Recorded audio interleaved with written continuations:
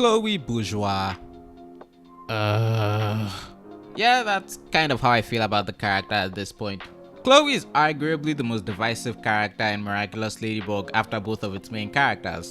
Though her divisiveness is less because of general fandom disagreements and more so about being divisive between the creator and the fans. Now, I have no particular strong feelings about Thomas Astruc.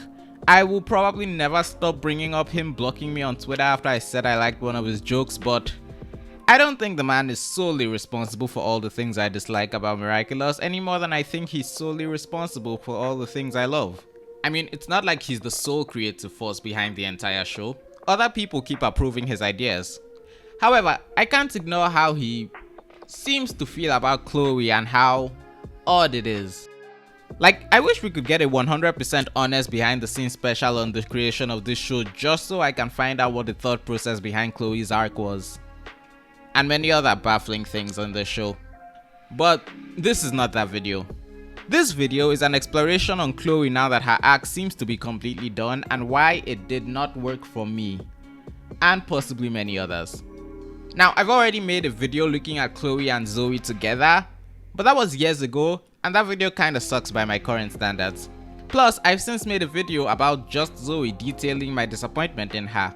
That video is not 100% accurate now that season 5 is out. I have new things to complain about regarding that character. In all seriousness, I figured I'd make a standalone analysis on Chloe's downfall and specifically my problems with it. If you liked how the story handled her character, more power to you. This isn't me trying to convince you that you're wrong. Now, this was originally going to be another Miraculous rewrite, this time focusing on Chloe, except unlike most Chloe rewrites, I was going to actually make her still become a villain and see if I could create a version of it that works better for me.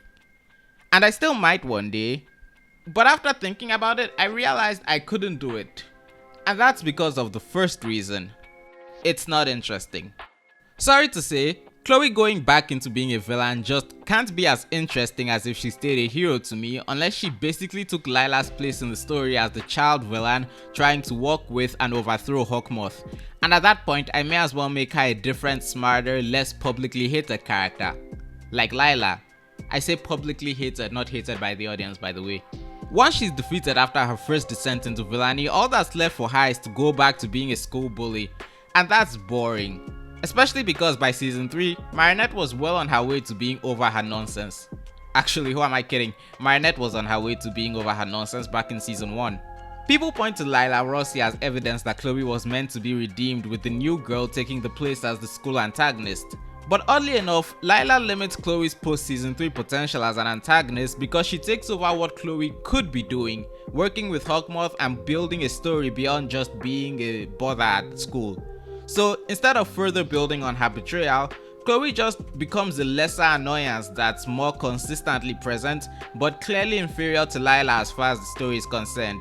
By the end of season 5, she's literally just Lila's puppet. With maybe the exception of Chloe's ridiculous tenure as the dictator of Paris, nothing she does after season 3 is as interesting as the Miracula episode or even her actual betrayal. She's just following Lila around in her own plots. Frankly, I think if season 3 was the very end of her arc and she got arrested for working with Moth, it wouldn't be great, but it would be getting rid of her after they basically hit the crescendo of what they would do with her as a traitor, instead of making it feel like they are spinning their wheels with her for 2 more seasons. And the best they really could do was just make her more and more unlikable, even going so far in season 5 as to retcon her past into being way worse than it actually was, in what genuinely felt like the show trying to shame fans for expecting her to become a better person. Did Chloe do bad things? Yes, clearly. But that's the point of redemption. If the character didn't do bad things, it wouldn't be much of a redemption. So really pointing out that Chloe was a bad person doesn't actually negate the idea that she could have a redemption arc. So that's the first reason. The show doesn't have anything interesting for Chloe to do after season 3 beyond being an annoyance and the nonsense near the end of season 5, which makes the whole thing feel like a waste.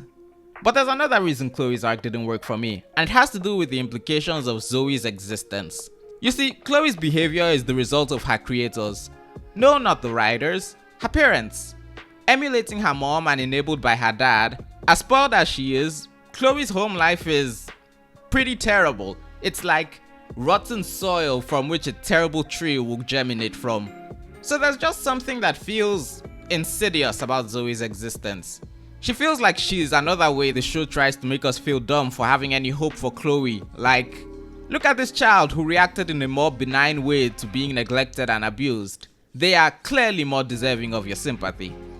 I mean, consider what Marinette thought would be a good way to resolve the problem between Chloe and her mom. A problem that involved Chloe asking her mom, "Why don't you love me?" And what was Marinette's solution? Bringing them together over what terrible and hated people they are. That, combined with where she ends up in season 5, makes it clear to me that the show, at best, doesn't think of Chloe's treatment by her parents as something she needs to be removed from for her own good, or at worst, thinks it's what she deserves. Because why is Zoe Chloe's sister, if not to say, this is how Chloe would act if she deserved sympathy? And it doesn't help that she was introduced in season 4, having never once been brought up before that, not even in this season, and is immediately trusted with the Miraculous her sister used to use in the next episode. Zoe being Chloe's sister is a very deliberate choice that creates so many underlying questions and implications about their family that the show has zero interest in addressing, for no other reason than to make a comparison happen, and it feels wrong.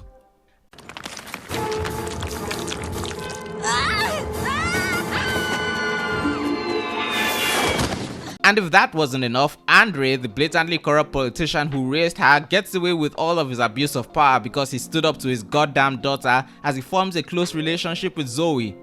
This poor, spineless man. Is it his fault that the daughter he raised, who clearly copies his behavior, turned out like this? I give creators a lot of benefit and wiggle room when I go into their stories to analyze flaws, but having finished this story, what else can I say beyond the writers literally had Zoe steal Chloe's life? She even took her dad. Apparently, they even had the confidence to write a scene where Andre disowns Chloe and straight up adopts Zoe as his new daughter, that fortunately someone had the presence of mind to cut out of the story completely. Like, yes, Chloe's actions are bad, regardless of her backstory. But the way the show goes about it, redeeming one of the reasons she's bad and sending her off to continue to be taken care of by the other, as well as retconning in worse actions for her past, and creating a supposedly perfect sister for her that's actually just like Chloe but without any of the flaws and also in love with Marinette. It just makes the whole idea feel artificial. And then I take a step back to remember the main reason given for Chloe's betrayal. It was because she felt frustrated that she was no longer allowed to be a hero because Moth knew her identity. And it feels so bullshit now. Because Moth also found out the identities of several heroes, and Ladybug never even considers the idea that she should stop using them, even after Moth begins making attempts to take advantage of that knowledge. She pretends to do so with Alia, but that's it. Even after sensing Nino nearly tricked her, she still has no problem handing Nino the Turtle Miraculous whenever she needs it. And now in season 5, everyone gets to keep their Miraculous permanently, even though they have no way of knowing who else knows Alia, Nino, Luca, Kim and Max are heroes. Editor's note: I was mostly done editing this video when I realized that Felix's identity as Argos is also publicly known because he transformed in front of basically all the rich people in Paris and then wiped out at least everyone in Paris and also probably everyone on the planet. Who knows, he just wiped them all out. So basically Felix is pretty much just a worse Chloe. I ask again, why does Felix have to work with Marinette at all? I still think he works best as a third party person. I really do think season 5 ruined Felix. I do. Like, even if you've established that Felix is a good guy, that doesn't mean he should be working with Marinette. Hell, Chloe can still reveal this information if the show remembers that she knows it. So, evidently, it's okay if the bad guys know your identity, unless you're Chloe. And the thing is, every time I bring this up, I always say I would respect Marinette more if she just admitted it. And that's because there is a reason for her to not give specifically Chloe back her Miraculous. And that's that she just thinks Chloe's a bad person who doesn't deserve or can't be trusted with it. But then that raises the question of why Marinette didn't find a replacement immediately and continued to use Chloe more than once after that. But you see, that's never given as the reason in universe. It's a justification fans have come up with to try and explain why Ladybug keeps using the same compromised characters even though she should obviously stop. Because the idea of no longer giving Miraculous to people whose identities Hawkmoth is aware of is actually a rule she should be following. It makes sense. But the show only seems to remember it when it's convenient for what it wants to do. I mean, she staged Chat Noir finding out Marinette Dupain-Cheng is the wielder of the mouse Miraculous because that means Marinette is no longer allowed to be a holder. But apparently, Hawkmoth finding out the identities of like 5 heroes is nowhere near as big an issue. Then again, Hawkmoth was kind enough to not keep trying to take advantage of that knowledge after only 2 failures, so Ladybug faces no consequences for this really dumb decision she made. And speaking of Hawkmoth, after finally getting his hands on the miracle box, he immediately handed it over to Chloe, who'd already shaken off being akumatized and resisted his temptation before, and did pretty much nothing to keep her from losing it again. Gabriel is kind of an idiot. The only time the writers applied this rule is to the character they want to make a villain, and to give Marinette a get out of being suspected of being Ladybug free card. But when a character who they don't want to replace has their identity discovered, the idea never even crosses anyone's mind. And I need to make it clear that I don't think Chloe's betrayal was justified in any way, or even that it's Marinette's fault. I'm just pointing out that the only reason Chloe betrayed everyone is because she was subject to a rule that isn't applied consistently.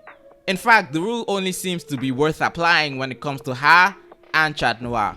So the thing the show presents as the reason Chloe gave into the dark side despite successfully fighting off temptation previously also feels forced. It's funny, the last thing Chloe did with her Miraculous is plant the seed to show that her exclusion in the first place was kinda bullshit. And there you have it. Those are the 3 main reasons why I just don't buy into Chloe's downfall. It kills more narrative potential than it creates, Zoe is both unnatural and presents some strange implications, and the reason Chloe betrayed them in the first place has been significantly undermined to the point that I can't take it seriously. But those are just my thoughts, and I know some of you are just chomping at the bit to tell me yours, so please, tell me what you thought of Chloe's betrayal down in the comments. Did you think the story made good use of her afterwards? Do you also think she should have been written out after season 3?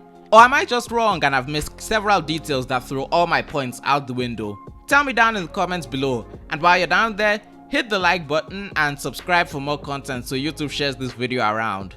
Thank you and good day.